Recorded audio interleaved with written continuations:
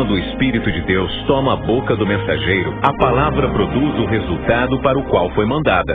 Acompanhe agora mais uma inédita mensagem de paz e vida, ministrada pelo pastor Joanribe Palharim.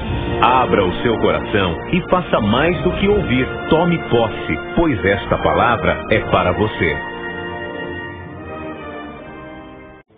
Pega a palavra de Deus, por favor. Abra no livro de Gênesis, capítulo 3, versículo 9. Gênesis, capítulo 3, versículo 9. Em seguida, olha ao teu lado, veja se tem alguém aí sem a palavra de Deus e mostre para a pessoa onde nós vamos ler. Acharam?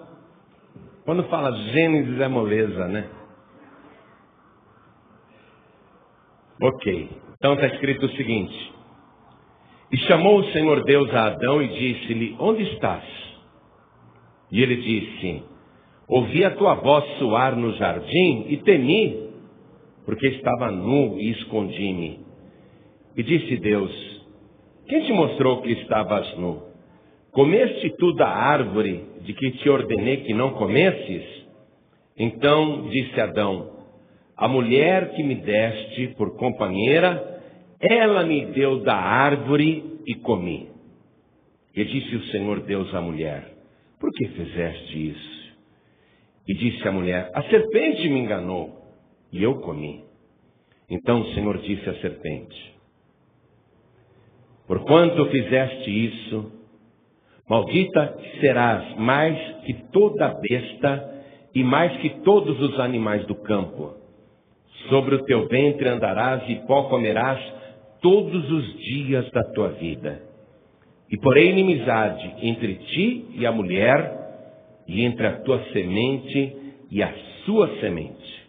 Esta te ferirá a cabeça, e tu lhe ferirás o calcanhar. Amém? Eu vou reler o versículo 15. E porém inimizade entre ti e a mulher, e entre a tua semente e a sua semente. Esta te ferirá a cabeça, e tu lhe ferirás o calcanhar. Amém? Vou ler mais uma vez, você que está comigo aqui na sede nacional da Paz e Vida, repete em seguida, vamos lá. E porém inimizade, bem alto, e porém inimizade, entre ti e a mulher, e entre a tua semente e a sua semente, esta te ferirá a cabeça, e tu lhe ferirás o calcanhar. Amém? Você acredita que isso aconteceu? Alguém pensa que isso é lenda, porque é uma história realmente muito original e fala de coisas que nós, no século 21, temos dificuldades de compreender, ainda que pareça muito simples, porque acaba parecendo até uma história que se conta para uma criança. Porém, é algo muito profundo que está relatado aqui. E você acredita realmente que Deus conversou com Adão, com a Eva e com a serpente e falou estas coisas? Quem acredita? Eu também creio. Então vamos dar a melhor salva de palmas para a palavra de Deus. E você que está nos acompanhando pela rádio ou pela internet, à distância, em qualquer lugar do Brasil, junte-se a nós agora. Inclusive você que está fora do Brasil nos acompanhando em rádios em Lisboa, Ilha da Madeira, Maputo, você que está na Guiana Francesa, você que está na Argentina, Uruguai, Paraguai, você que nos acompanha pela internet em todo o mundo, glorifique a Deus conosco agora. Aplaude da glória, glória, glória. Continua aplaudindo e glorificando. Pai querido e Deus amado, nós queremos compreender a profundidade da Tua palavra. Queremos compreender os Teus mistérios. Vem agora com Teu Espírito Santo. Tome a boca do pregador, tome os lábios do mensageiro. Fale o Senhor agora com cada vida que está ouvindo a Tua palavra. E que a Tua palavra vá, percorra toda a terra e produza o resultado para o qual está sendo mandada. Em nome do Senhor Jesus. Diga amém, Jesus. Glória a Deus. Podem se assentar, por favor. Amados, por que parece tudo muito mirabolante? Primeiro, Deus cria o ser humano do pó da terra. Fez uma estátua ali, assoprou nas suas narinas, e aquela estátua se tornou alma vivente. E aí, Deus pega este primeiro homem, faz ele cair num sono muito profundo, e abre a sua costela e retira um osso, e desse osso cria a mulher. E quando o primeiro homem desperta, lá está a mulher pronta. Então ele se identifica com a mulher, reconhece que ela é carne da sua carne e ossos dos seus ossos. E ele então passa a viver com esta mulher, o primeiro casal. Esse primeiro casal vivia, como você sabe, no melhor lugar da terra. E não tinha falta de absolutamente nada. Eles receberam de Deus somente um mandamento para guardar. Somente um mandamento. Porém, obedecer aquele mandamento significava fazer a vontade de Deus. Desobedecer aquele mandamento significava fazer a vontade do próprio ser humano. E o ser humano estava disposto a obedecer esse único mandamento. Deus disse claramente: tem uma árvore lá no meio do jardim, vocês não podem nem comer e nem tocar naquele fruto, porque quando vocês tocarem ou comerem aquele fruto, certamente morrerão. Havia inclusive uma penalidade para a desobediência. O ser humano, ele estava advertido do que poderia acontecer. Certamente morrereis. Foi Deus quem disse isso. Mas aí, olha como a história parece realmente fantasiosa.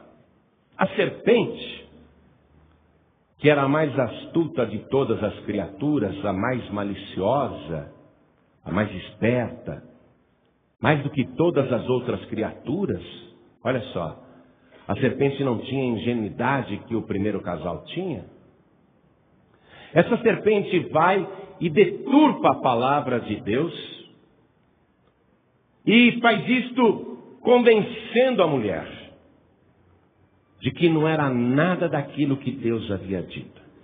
Pelo contrário, Deus não queria que eles comessem daquele fruto, porque Deus sabia que se o ser humano, se o homem e a mulher comessem daquele fruto, eles se tornariam como Deus.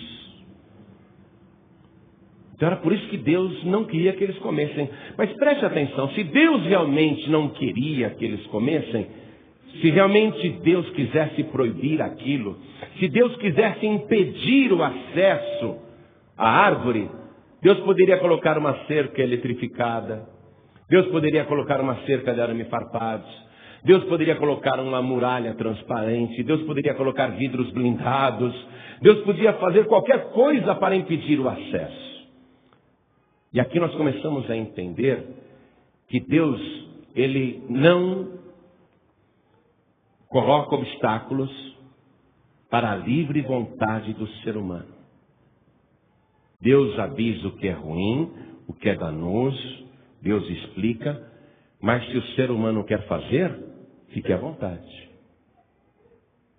Deus criou o homem com a capacidade de decidir o que quer fazer. E até hoje nós temos esta mesma capacidade. Adão e Eva tinham essa capacidade. Obedecemos à vontade de Deus ou obedecemos à nossa própria vontade? Quando Eva ouviu a serpente, tem uma outra coisa aí.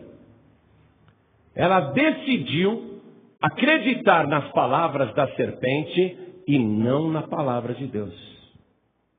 Quando uma pessoa questiona a palavra de Deus, esta pessoa está influenciada pela serpente, pelo mal. quando a pessoa duvida do que Deus falou, quando a pessoa coloca em xeque as Escrituras, quando a pessoa contesta dizendo, esse é um livro qualquer, ou esse foi um livro escrito por homens, ou esse é um livro de fábulas, a pessoa está influenciada pelo mal, porque ela prefere acreditar no pensamento humano ou no pensamento estranho do que na palavra que Deus proferiu. E essa foi a decisão de Eva. Aí Eva então olha, vê que o fruto é agradável, a árvore também, boa para se comer. Ela pensa, isso pode me dar sabedoria, eu posso ser semelhante a Deus. Ela come, toca, come, e vê que não morre. Imediatamente, não caiu morta. Então ela pega aquele mesmo fruto e dá para o marido. E o seu marido tem medo de tocar naquele fruto. Mas espera um pouquinho. Então Deus realmente mentiu. Porque a Eva não caiu morta. A Eva está aí toda feliz. Nada aconteceu. A serpente deve estar com a razão, então.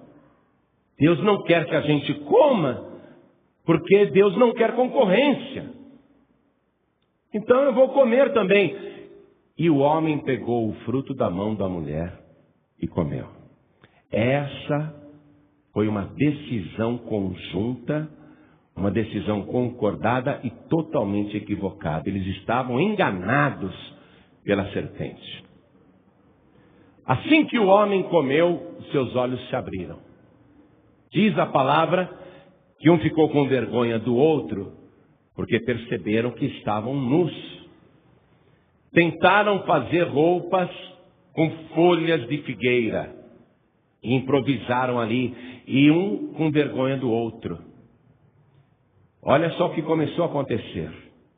Em seguida, eles escutam a voz de Deus no jardim, porque sempre no final do dia Deus aparecia. Deus se encontrava com o primeiro casal naquele lugar de delícias, e eles se escondem da presença de Deus. O que eles sentem quando Deus pergunta, por que vocês se esconderam? Eu me escondi porque eu temi, eu tive medo.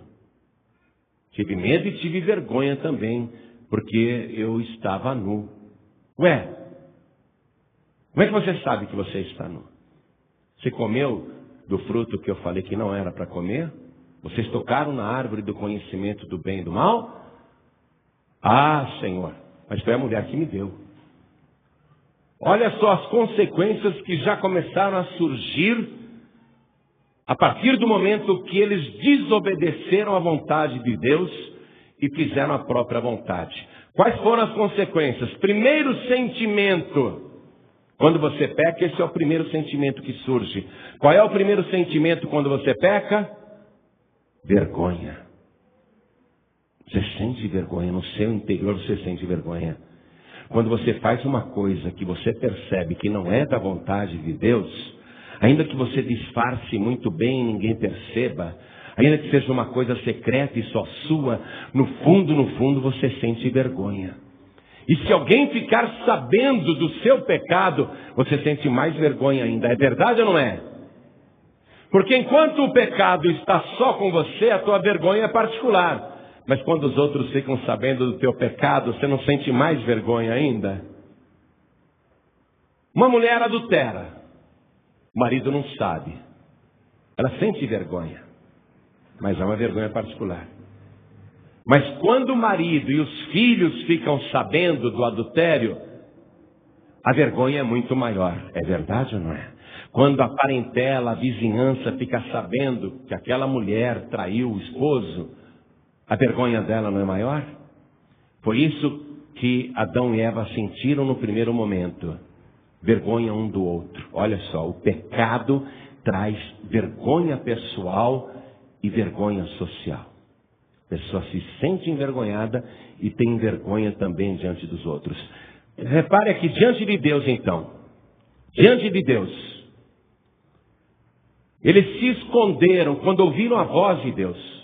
O pecador não gosta de ouvir a voz de Deus. A pecadora não gosta, porque isso causa medo. O pecador sente medo de Deus. Não é simplesmente temor, é pavor. E ele confessa: eu ouvi a tua voz soar no jardim e temi. Temeu por quê? Porque eu estava nu. Ué, mas ele não tinha feito uma roupa com folhas de figueira, então ele não estava totalmente nu. Era uma nudez da alma agora. Ele havia coberto o corpo físico. Eva havia coberto também o corpo físico. Mas as providências humanas não podem cobrir um coração pecaminoso. Porque os olhos de Deus enxergam o interior da pessoa. E Adão diz então: eu temi, eu tive medo, porque eu estava nu. Porque Deus enxerga além da aparência. Medo, vergonha. E escondi-me. O que é esse escondi-me aqui? Uma ruptura da parte humana no seu relacionamento com Deus. Por acaso foi Deus que disse: Adão, eu não posso olhar para você, eu sou santo, eu sei que você está nu. Foi Deus que se escondeu de Adão? Foi Adão que se escondeu de Deus. Ou seja, o ser humano quando peca, ele foge de Deus. Ele se esconde de Deus, ele tem vergonha. Por isso que você vê que às vezes uma pessoa está vindo na igreja, está tudo bem. Aí ela comete um pecado e ela se desvia, ela não vem mais para a igreja. Ela se afasta do caminho, porque ela tem vergonha. Ela não quer mais ouvir a voz de Deus, a palavra de Deus. Ela se afasta: eu pequei, eu estou em pecado, eu não vou mais para a igreja não. Se esconde de Deus. O pecado causa ruptura na comunhão do ser humano com Deus, não de Deus com o ser humano. Porque Deus se apresentou no jardim da mesma maneira como costumava fazer. Deus foi ao encontro do ser humano, ainda que eles estivessem com esse pecado. Agora vai vendo as consequências da desobediência. Você comeu da árvore que eu te ordenei que não comesses? Então disse Adão: a mulher que me deste por companheira, ela me deu da árvore e comi. O que causou aqui, amados? A primeira briga conjugal. A primeira desavença do casal. Houve também uma ruptura no relacionamento amoroso, afetivo, entre Adão e Eva. Ele não quis preservá-la. Ele não teve amor suficiente para protegê-la ou assumir a culpa. Ele simplesmente brigou com a mulher na frente de Deus. Foi ela quem me deu. E ao mesmo tempo ele jogou a culpa em Deus. A mulher que o Senhor me deu, ela me deu o fruto e eu comi. Agora olha só, amados, nós estamos num tempo muito diferente do de Adão. Nós vivemos uma época em que as mulheres e os homens têm direitos iguais, e essa igualdade é perseguida e está cada vez mais consolidada. Hoje, uma mulher, ela consegue ter meios de subsistir sem ajuda financeira do marido. A mulher pode trabalhar fora, antigamente não era permitido. A mulher pode estudar. A mulher pode abrir um negócio próprio. A mulher pode viver sem a ajuda financeira do seu marido. Uma mulher hoje tem condições de ter uma vida financeira independente.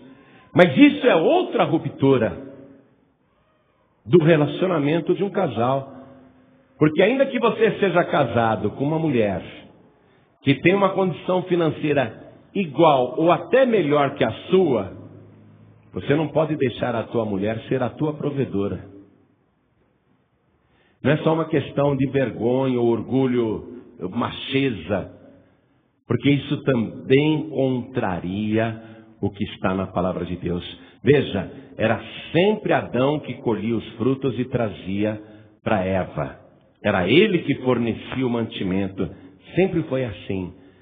Na primeira vez em que a mulher se tornou provedora do homem, que a Eva disse: pode comer. Eu comi e não fez nenhum mal. Na primeira vez em que a mulher foi a provedora do homem, aconteceu tudo isso que você está vendo aqui. Faça questão de pagar as contas da tua mulher, tá?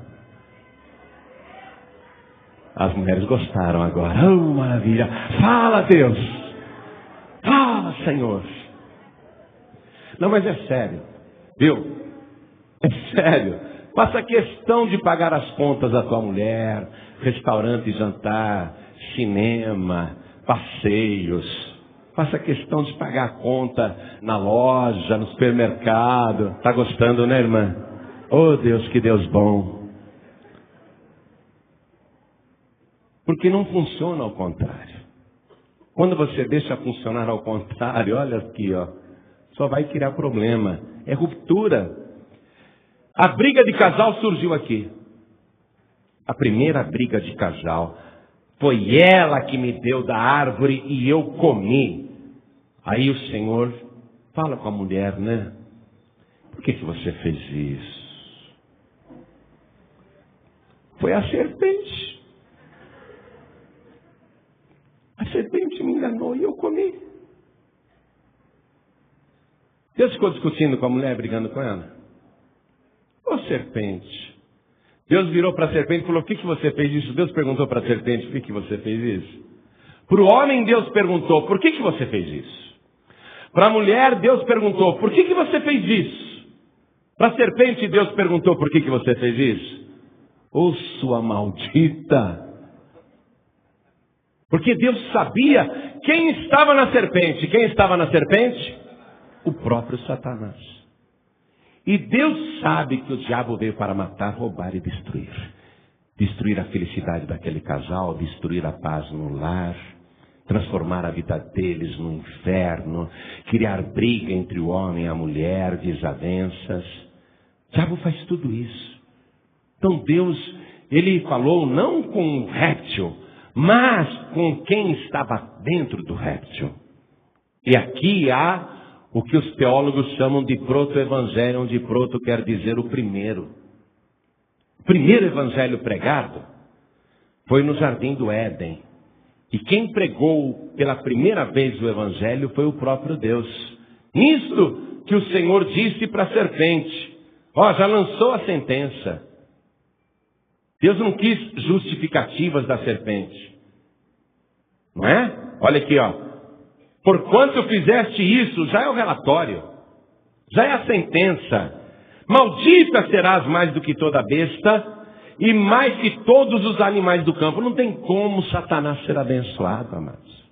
Esse negócio de ficar orando, ou então dando passe para espírito imundo, para ver se ele vai para a luz.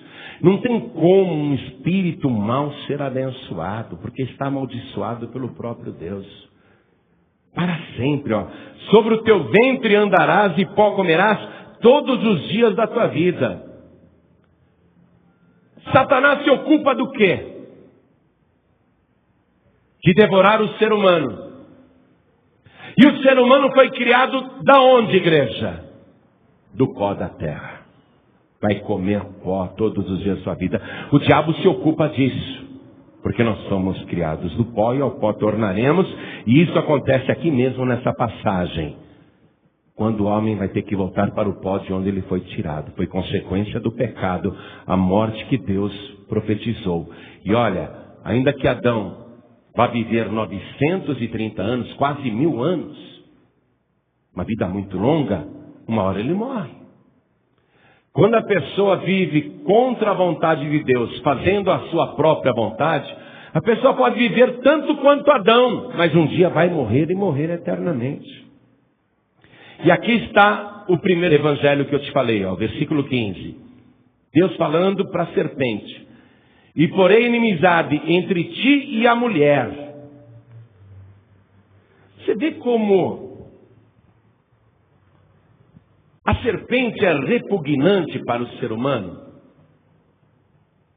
Às vezes você está vendo um documentário na televisão, aquela serpente, ou você está assistindo um filme, aparece uma serpente, não é? Ou aqueles documentários sobre vida selvagem, aparece uma cobra, uma serpente. O que é que você sente quando você olha para uma serpente? Você já percebeu isso? Você sente o quê? Repugnância. Uma repulsa. Pode ter certeza, a maldição de Deus. Porque Para os outros animais, a gente não sente tanta repugnância. Tudo bem, tem gente que tem medo de barata, mas tem outras que não tem medo de barata. Tem gente que tem medo de rato, mas tem gente que não tem medo de rato. Agora, a serpente é uma unanimidade. Qualquer pessoa que olha para uma serpente, será que essa daí é venenosa ou não é venenosa? Ih, está vindo na minha direção. É uma serpente. A pessoa assusta. É verdade ou não é? Consequência dessa maldição proferida lá no princípio, dentro do jardim ainda. Olha aqui. E porém inimizade entre ti e a mulher, uma inimizade entre ti e a mulher, e entre a tua semente e a sua semente. Analisa os pronomes. Porém inimizade entre ti e a mulher, e entre a tua semente, entre a semente da serpente e a sua semente, isto é, a semente da mulher. Esta, a semente da mulher, esta te ferirá a cabeça, e tu lhe ferirás o calcanhar. E aqui está a profecia do que iria ocorrer no futuro com a serpente original, que é Satanás. Deus mostrando que iria nascer da mulher uma semente. Semente apenas da mulher. Semente apenas da mulher. Queria pisar a cabeça da serpente. Mas que a serpente iria fazer o quê? Ferir o seu calcanhar. A profecia que um dia iria se cumprir quando Jesus Cristo foi gerado pelo Espírito Santo no ventre santo da Virgem Maria, um ventre imaculado, puro e santo, onde não houve a participação da semente do homem. E isso é muito interessante, igreja, quando a gente reflete sobre esse assunto. Porque ainda hoje, você que é homem, carrega no seu cromossomos, em cada célula, você carrega o elemento X e Y, onde X é a mulher e Y é o homem. A mulher no seu óvulo, um óvulo que ela produz apenas um por mês, a mulher no seu óvulo só tem o cromossomos X.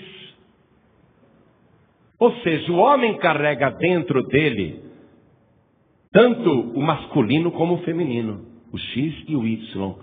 E a mulher carrega dentro dela só o X, que é feminino. Você não vai encontrar uma mulher que tenha XY. Não existe em todo o planeta e nunca existiu uma mulher que tenha XY no seu cromossomos. A mulher só tem X, porque X é o cromossomos feminino. Então, quando o homem se relaciona com a mulher e coloca dentro dela a sua semente, ele coloca uma profusão de semente ali dentro, mais de 100 milhões de sementes num único relacionamento, e a mulher só tem uma semente. Uma dessas milhões de sementes que o homem colocou dentro da mulher, vai procurar a semente feminina, que é X. Se no momento em que houver esse encontro, essa fusão entre o espermatozoide e o óvulo feminino, se esse espermatozoide está carregando o cromossomo X, ao se juntar com o X da mulher, vai nascer o quê? Menina. Mas se for um espermatozoide que carrega o cromossomo Y, quando ele junta com o XY, vai nascer o quê? Menino. Vai nascer um homem. Então, quando Jesus foi gerado pelo Espírito Santo no ventre da Virgem Maria, não houve a semente do homem e nenhum risco de nascer alguém que tivesse XY.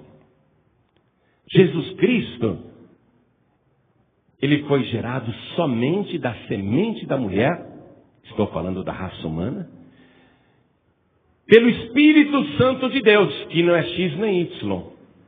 Porque Deus não é criatura, Ele é criador. Não é?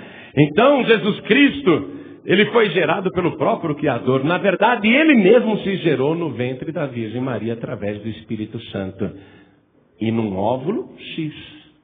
Então, a profecia do Senhor, lá no jardim, é muito profunda. Você vê que não é uma história de carochinha. Isso é assunto para a gente ficar falando a noite inteira aqui. Olha o versículo 15, vamos reler?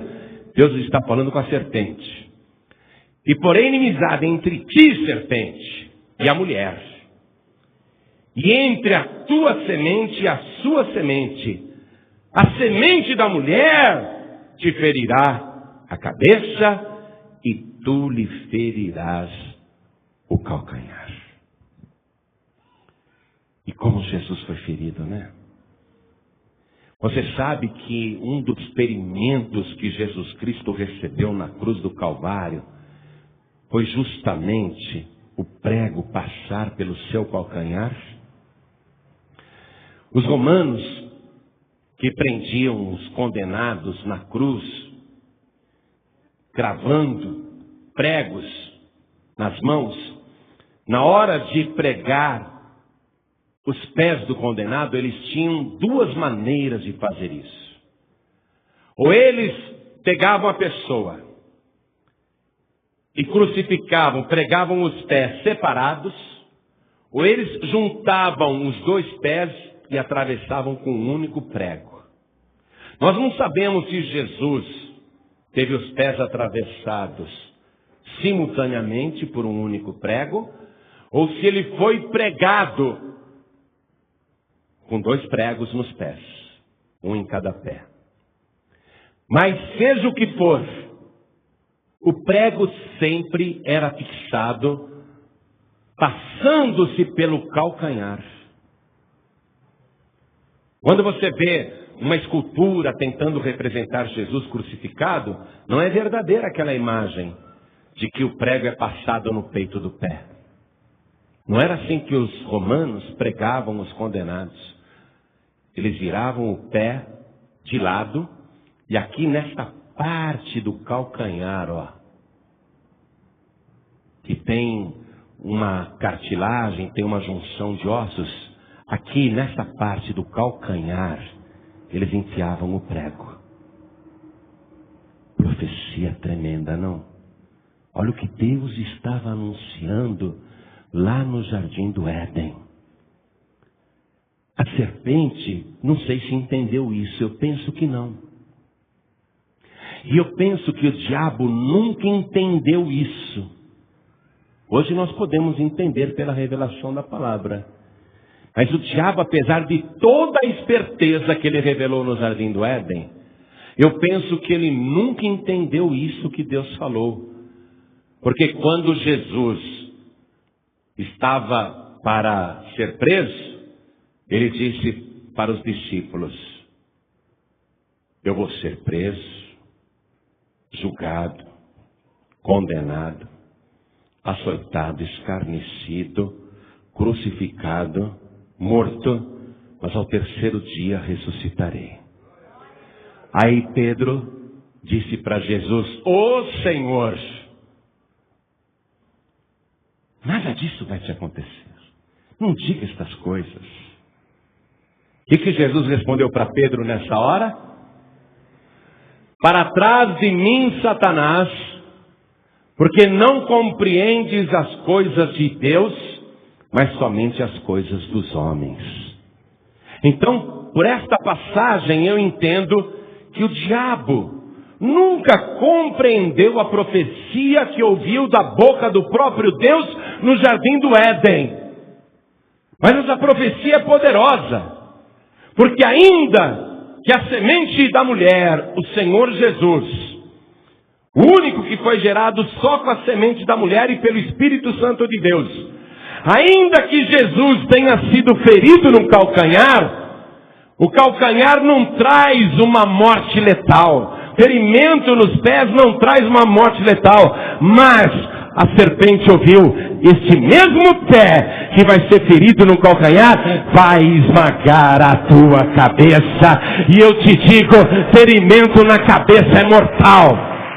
Satanás está agonizando desde a cruz do Calvário.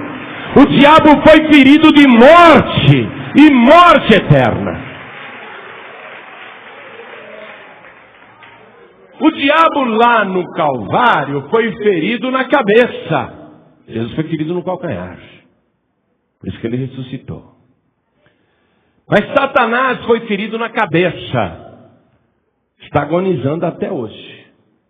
E um dia vai ter a sua morte e o seu fim eterno. Quero que você vá comigo no livro de Apocalipse, para a gente terminar a mensagem. Capítulo 20, versículo 10. E o diabo que os enganava foi lançado no lago de fogo e enxofre, onde está a besta e o falso profeta. E de dia e de noite serão atormentados para todo sempre. Agora reparem uma coisa. Em seguida vem a descrição do juízo final. E no versículo 14, leia aí, Apocalipse 20, versículo 14. E a morte e o inferno foram lançados no lago de fogo. Esta é o que, igreja? A segunda morte. Esta segunda morte é a que foi preparada para Satanás, para a serpente, que pensou que era muito esperto, mas não conseguiu nem decifrar os mistérios de Deus. Essa profecia se cumprirá, porque tudo que Deus prediz acontece. O diabo que é estúpido em achar que tem chance. Mas nada adiantaria para Satanás dizer: eu reconheço que eu sou um perdedor, que eu agi mal, me perdoa. Não, não tem perdão para Satanás.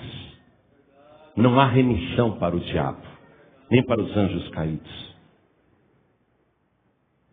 O diabo só tem que continuar matando, roubando e destruindo. É isso que ele vai fazer. Porque Jesus deixou claro: o lago de fogo e enxofre foi preparado por Deus para Satanás e os seus anjos. Mas todos aqueles que são filhos da serpente, todos os filhos do maligno, sofrerão o mesmo fim. Quem são os filhos do maligno? Aqueles que não querem fazer a vontade de Deus e querem viver neste mundo fazendo a sua própria vontade ou a vontade do diabo. Quando a Eva olhou para aquele fruto, viu que era agradável à vista, bom para se comer, bom para se dar sabedoria na cabeça dela, não é? Ela imaginou isso tudo.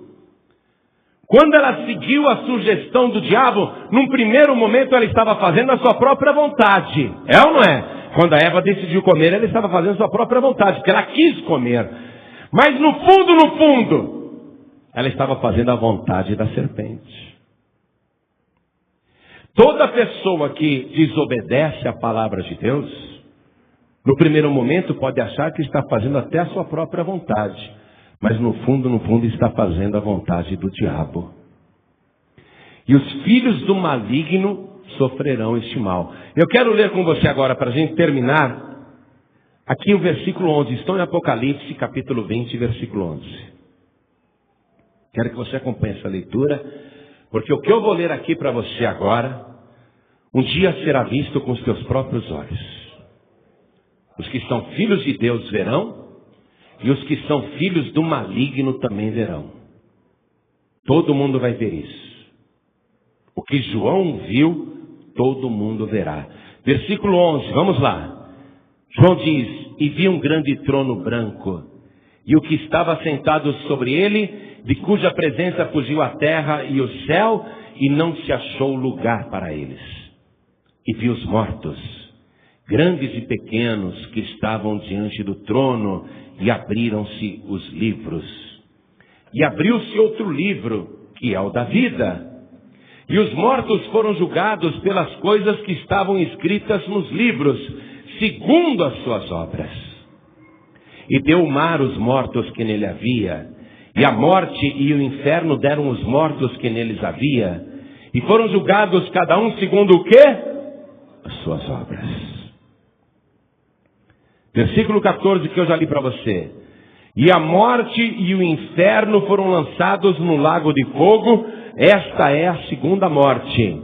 E aquele que não foi achado escrito no livro da vida, foi lançado no lago de fogo.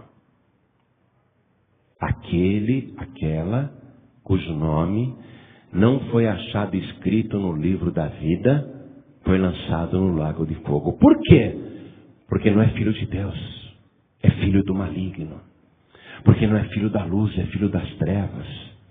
Porque não é filho de Deus, é filho do diabo. Não se engane.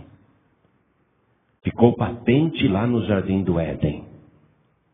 Alguém quer que você faça a sua vontade. E você tem duas opções.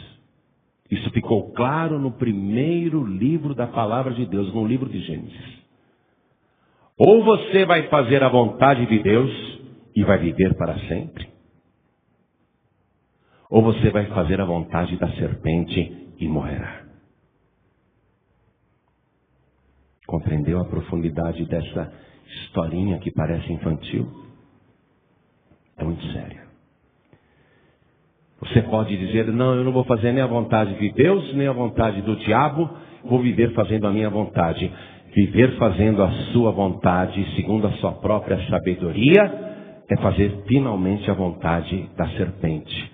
Porque quando a Eva olhou aquele fruto, uma das coisas que ela imaginou é que aquele fruto era bom para dar o quê? Sabedoria. O ateu se acha muito sábio, mas ele comeu do fruto oferecido por Satanás.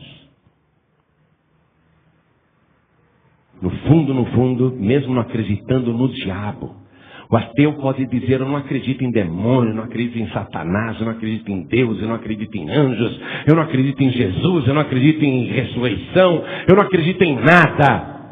Sou ateu, eu tenho sabedoria, eu sou inteligente. Você comeu do fruto da serpente. A Eva comeu o fruto para ser como Deus. Você sabe, meu querido e minha querida, que Adão e Eva, quando comeram daquele fruto da árvore do conhecimento do bem e do mal, eles realmente conheceram o que é bem, pela ausência do bem. Quando eles foram expulsos do paraíso, quando eles foram para uma terra deserta que tinha espinhos e abrolhos, e tinham que trabalhar com muito suor para comer o pão de cada dia, aí eles aprenderam o conhecimento do bem, pela ausência do bem que tinham e perderam. Uma vez eu conversei com uma moça, eu fiquei com dó dela. Ela estava limpando um chão, fazendo uma limpeza pesada. Mas vi que era uma mulher culta, inteligente. E eu falei, por que você está fazendo esse trabalho? Você não consegue arrumar um emprego melhor? Por quê? Eu falei, não, estou vendo que você tem cultura, tem estudos. Ah, tenho mesmo, tenho cultura, tenho estudos. Por que você não tenta arrumar um emprego melhor? Não consigo. Mas o que aconteceu com você?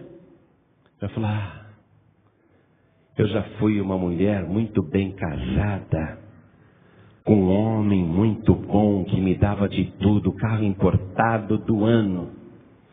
Eu morava numa casa magnífica, eu tinha várias empregadas. Viajava constantemente para o exterior. Tudo que eu queria, meu marido me dava. Mas um dia eu errei. Eu cansei do meu esposo. E eu adulterei. E adulterei com um trocador de ônibus, com um cobrador de ônibus. Dentro do carro importado que o meu marido tinha me dado. Mas eu estava tão cega, tão louca, que eu não quis o meu marido. Mesmo quando ele descobriu, ele queria me perdoar, que me queria de volta porque me amava, mas eu estava cega, iludida. E eu fui com aquele cobrador de ônibus, aquele trocador de ônibus. Um cachaceiro, um sem vergonha, um homem adúltero, que finalmente me deixou. Eu perdi tudo. Perdi tudo. Eu era tão feliz e não sabia. Preste atenção. Adão e Eva, fora do paraíso, vão ter o conhecimento do bem através da ausência do melhor que eles tinham e perderam. E perderam por quê? por causa da desobediência, por causa da traição a Deus, por causa de um adultério espiritual. Porque quando você deixa a vontade de Deus, você está adulterando contra Deus. Quando você troca as coisas espirituais pelas coisas materiais, você está traindo Deus. Quando você dá mais valor às coisas do mundo do que às coisas da igreja, você está cometendo um adultério espiritual. Quando você troca o Espírito Santo de Deus pelos prazeres do mundo, quando você troca o gozo do Espírito pelo gozo deste mundo, você está adulterando espiritualmente. Sabe o que vai acontecer? Perderá tudo.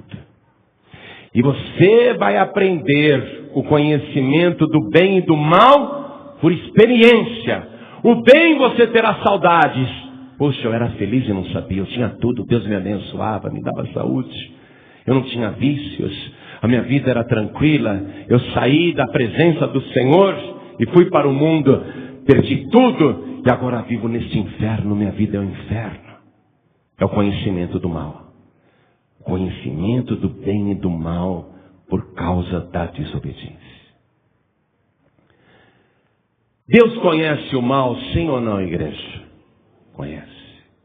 Mas Deus pratica o mal? Nunca. Nunca.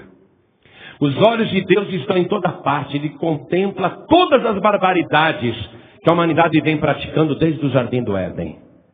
As coisas mais atrozes, repugnantes, que bestas feras às vezes não fazem, que animais não fazem, o ser humano faz.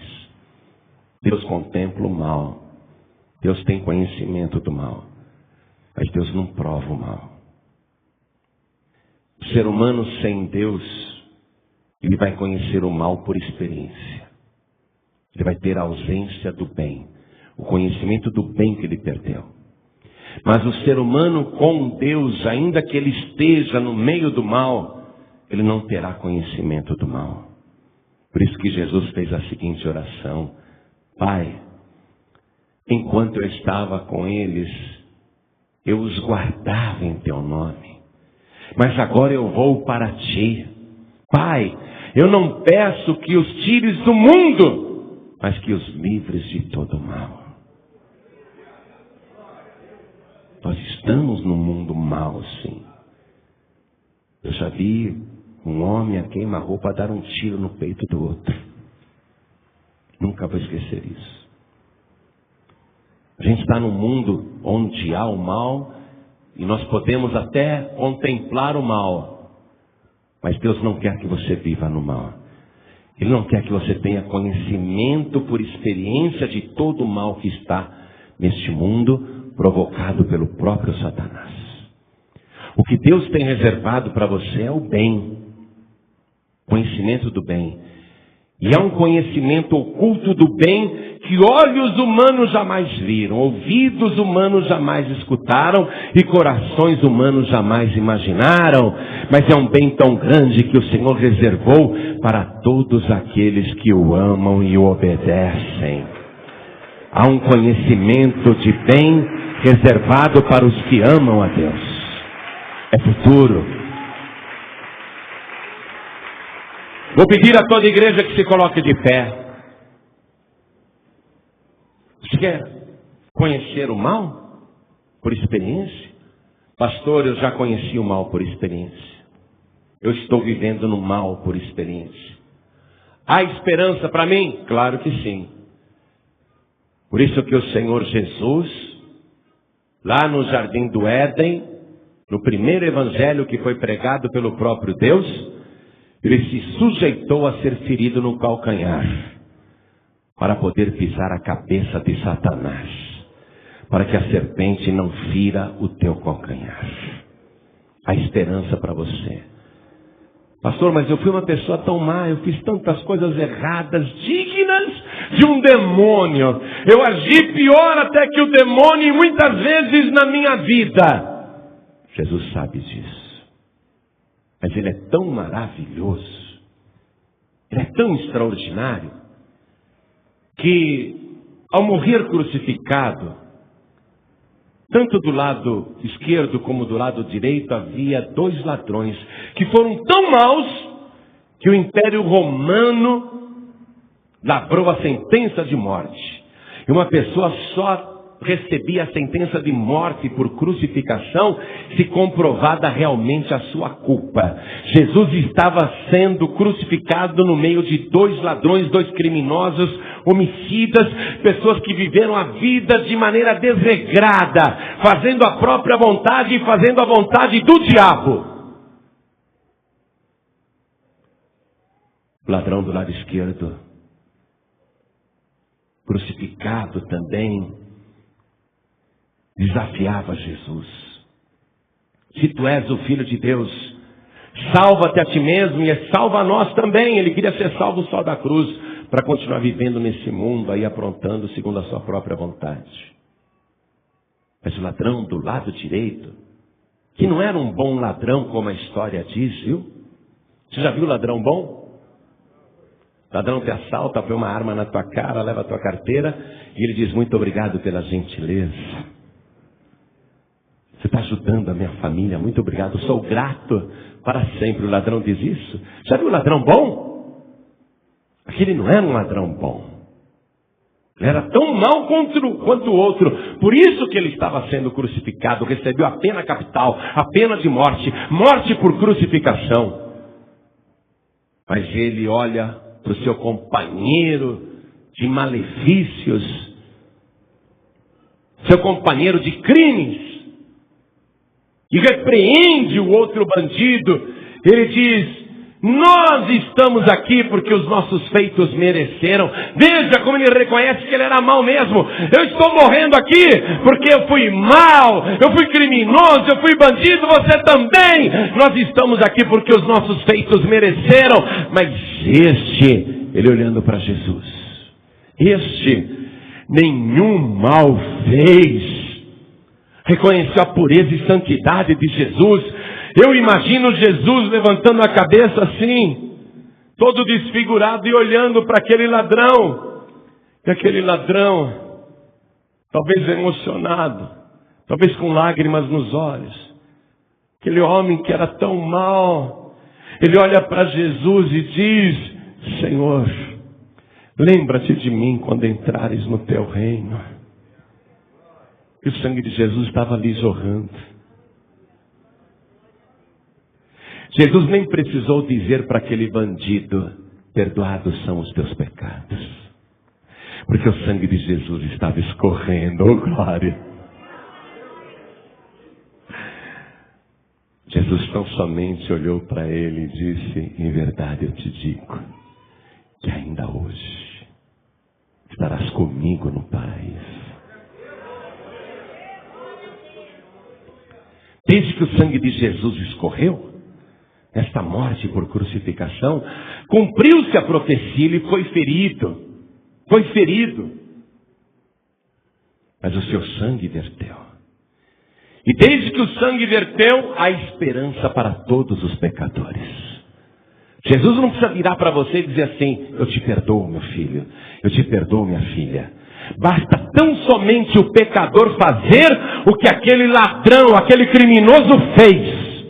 Olhar para Jesus, reconhecer que é um pecador, reconhecer a santidade do Senhor, reconhecer que Ele é rei, um rei que tem um reino que ultrapassa as fronteiras da morte, acreditar que Ele é um rei que vive, um rei eterno, e dizer: Senhor, lembra-te de mim, nas tuas mãos eu estou entregando a minha vida.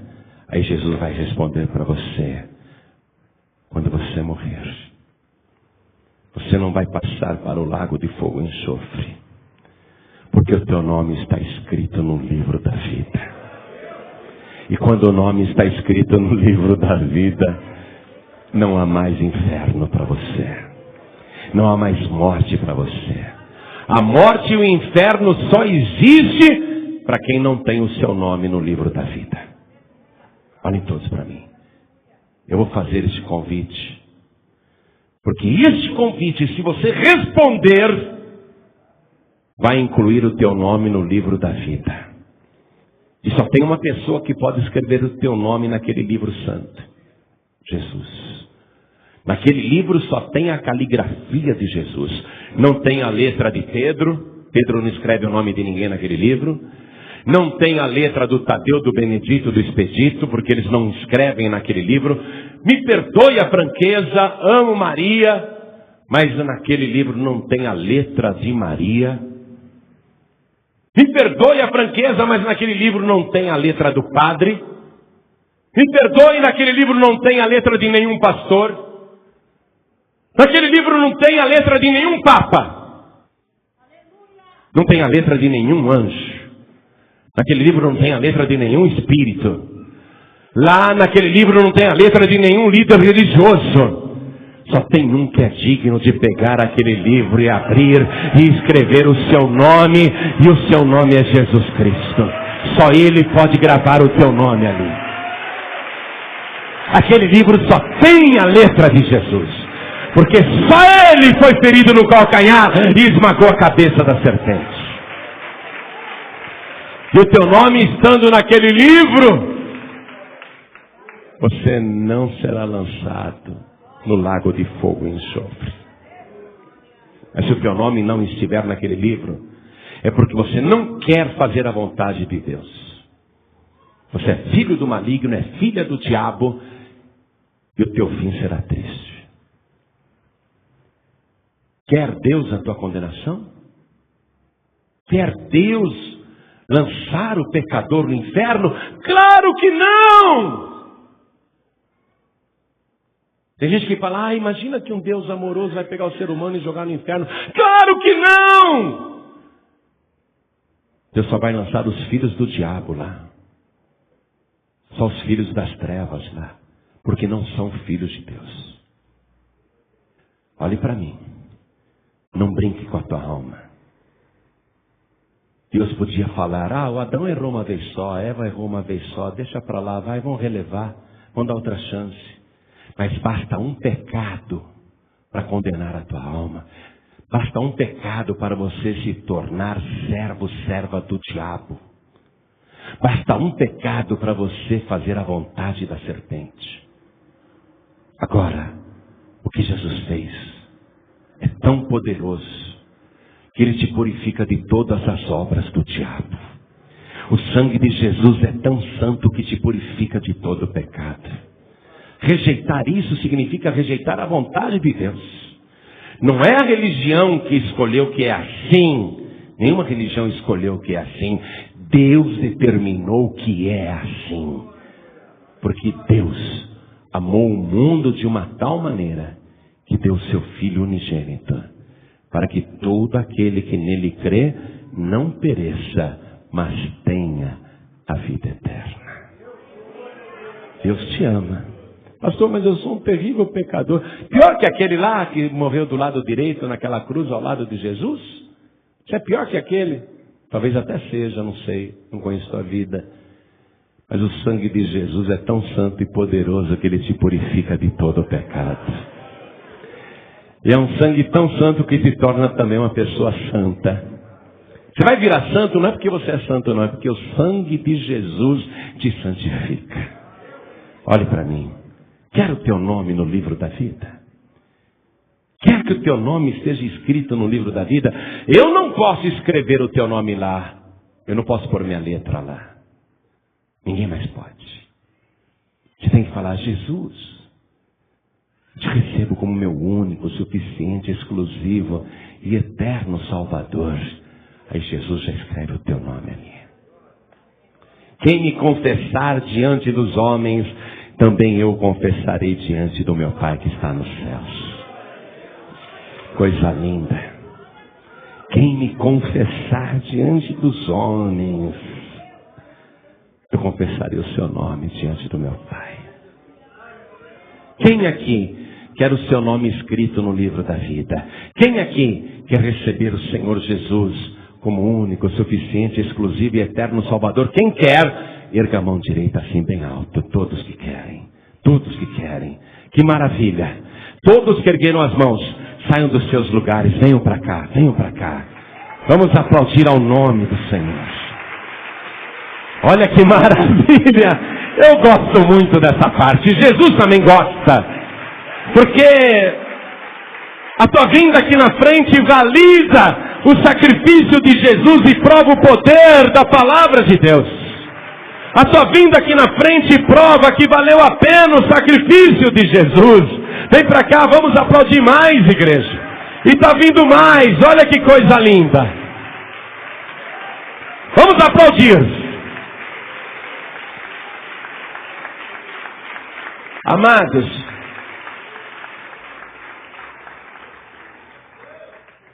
para que conhecer o mal pela ausência do bem? Ou conhecer o bem pela sua ausência? O desviado, a desviada, que sai da presença de Deus, vai acabar tendo conhecimento do bem e do mal, pela ausência do bem que perdeu. Aí vai conhecer o mal na sua pior forma. Porque Jesus diz que quando o sal perde o seu sabor, não presta mais para temperar, não presta mais para adubo, não presta mais para nada, a não ser para ser lançado fora e ser pisado pelos homens.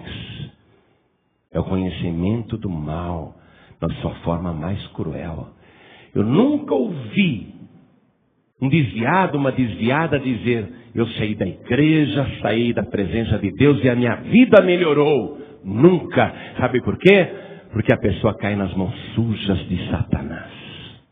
E o diabo não é fiel nem com seus súditos. Só sabe matar, roubar e destruir, porque este será o seu fim. O que o diabo quer é te levar junto. Por isso que ele te tirou da igreja. O diabo falou um monte de coisa para você. Falou um monte de porcaria e você acreditou. Você deixou de acreditar na palavra eterna, poderosa de Deus e deu ouvidos para o diabo, para fofocas na igreja. Deu ouvidos a murmurações, contendas. Ah, eu saí da igreja porque eu me decepcionei. Não, você saiu da igreja porque você deu ouvidos para Satanás. Você deixou de acreditar na palavra de Deus para acreditar naquilo que a serpente falou. E aí você perde todo o favor de Deus. Por quê? Você vai querer continuar assim? E você que está pensando em desistir, sair da igreja, voltar atrás. Estou falando com dois tipos de pessoas agora. Os que estão sem igreja nenhuma, porque já pertenceram e saíram. E os que estão aqui pensando em sair. Você quer provar do fruto do conhecimento do bem e do mal, que Satanás te oferece, que Deus falou para você: não coma, senão você vai morrer. Não toque, porque você vai morrer. Você quer dar ouvido à palavra de Deus ou à palavra do diabo? Eu vou fazer um convite agora. Quero orar por você, porque eu sinto que Deus te ama. E Deus não desiste de você. Eu quero fazer uma oração para você que está afastado, afastada. E para você que está fraco, fraca, pensando até em sair e desistir. Vem aqui para frente agora em nome de Jesus. Você não vai conhecer o bem e o mal pela ausência do bem. Pelo contrário, Deus tem o melhor para a tua vida. E o melhor para a tua vida está aqui. Isso, venha, saia do teu lugar. Vem para cá porque Deus vai te restaurar, Ele vai te renovar. Vamos aplaudir, igreja. E eu sinto uma coisa. Que o Espírito Santo quer trazer mais pessoas para abençoar aqui na frente. Você está com vontade de vir aqui na frente, não está? Há pessoas com desejo de vir aqui na frente. Aqui nós não julgamos ninguém. A gente não fica olhando para a pessoa e pensando: por que será que ela foi lá na frente? Aqui a gente não faz isso. Na Paz de Vida ninguém recebeu procuração para ser juiz. Aqui nós não julgamos ninguém. Aqui nós nos ajudamos. Se você estiver fraco, eu vou te ajudar. Se você estiver caído, eu vou te ajudar. Porque o dia que eu estiver fraco, você vai me ajudar. E o dia que eu cair, você vai me ajudar. Nós nos comportamos como Jesus ensinou. A gente não deixa feridos para trás. Se você está ferido, ferida, magoado, magoada, triste, ou por qualquer outro motivo, vem aqui para frente, porque eu quero orar por você e abençoar a tua vida. Venha, meu querido. Venha, minha querida. Deixa o Espírito Santo trabalhar em você. Você está sentindo esse desejo? Vem para cá. Nós vamos nos ajudar. Eu vou orar por você e o Espírito Santo vai agir na tua vida. A tua vida vai ser abençoada. Foi para isso que Jesus Cristo veio. Para te salvar. Ele não desiste de você. Não desista de Jesus. Quero falar com as pessoas que estão ouvindo esta mensagem através do rádio ou pela internet. Pessoas estão me escutando nas cadeias. Pessoas estão me escutando nos presídios. Pessoas estão me escutando nos hospitais, nas casas, nos locais de trabalho, nos hospitais. Pessoas estão me escutando até nos sanatórios. Pessoas estão me escutando até em hospitais psiquiátricos. Pessoas estão me escutando em toda parte agora. A palavra de Deus falou com você. Inclusive com você que está aí achando que não há mais solução para a tua vida. Que a solução seria a morte. Eu posso até dizer que a solução é a morte, sim. Mas não a tua morte. A solução foi a morte de Jesus. Através da morte de Jesus você vai ter vida. Você não precisa se matar nem morrer. Porque Jesus já morreu por você. E Ele morreu para que você tenha a vida de verdade. Quer entregar a vida para Jesus? Se ajoelhe ao lado do teu rádio agora, onde você estiver. Se você está ouvindo pela internet esta mensagem, em qualquer lugar do Brasil ou do mundo, se ajoelhe ao lado do teu computador. Você que está ouvindo esta mensagem dentro do teu veículo, dentro do teu automóvel, você está numa estrada, numa rodovia, você está numa avenida, você está em alta velocidade ou no trânsito parado, mas está ouvindo esta mensagem. Quer entregar a vida para Jesus? Quer voltar para o Senhor? Coloque a mão direita sobre o teu coração, diminua a velocidade aí, porque nós vamos orar. Vou pedir para cada pessoa que veio para frente se ajoelhar ao meu lado e toda a igreja continue de pé, por favor. Vou pedir à igreja que escolha alguém entre tantas que estão ajoelhadas aqui na frente. Escolhe alguém, aponte a tua mão direita, estende a tua mão direita na direção de alguém que está ajoelhado aqui na frente, porque nós vamos orar por estas vidas. Então, cada pessoa que está de joelhos, tanto aqui na sede nacional da Paz e Vida, São Paulo, Brasil, como também você que está nos ouvindo à distância, em qualquer lugar deste planeta, ore assim comigo: meu Deus e meu Pai. Isso, ore com fé. Meu Deus e meu Pai, eu compreendi que nada disso é fábula, é pura verdade. E assim eu sei que a tua palavra vem se cumprindo e que o Senhor jamais deixou o ser humano no deserto. O Senhor preparou o teu Filho Jesus para nos levar ao paraíso. Agora, Pai, eu dobro os meus joelhos, peço perdão, reconheço a minha culpa e vejo também a tua santidade e compreendo que o Senhor morreu na cruz e foi ferido para me salvar, e que o Senhor derrotou Satanás por minha vida, e esta vitória vai se concretizar antes do juízo final, quando Satanás, a antiga serpente, será lançada no lago de fogo e enxofre. E eu não quero esse destino para mim. É por isso que eu confesso diante dos homens, diante do céu, diante de todos, que o Senhor Jesus é o meu único, suficiente, exclusivo e eterno Salvador. Pai querido, escreve o meu nome no livro da vida e me garanta a imunidade no dia do juízo. Me garanta a alegria da minha salvação, desde agora e para todo sempre. Assim seja feito. Amém, Senhor. Você acabou de ouvir uma inédita mensagem de paz e vida, ministrada pelo pastor João Ribe Palharim. Acompanhe diariamente neste mesmo horário, ministrações que irão mudar a história da sua vida, num oferecimento dos Pregadores do Telhado. Saiba mais sobre este compromisso. Acesse pregadoresdotelhado.org.br.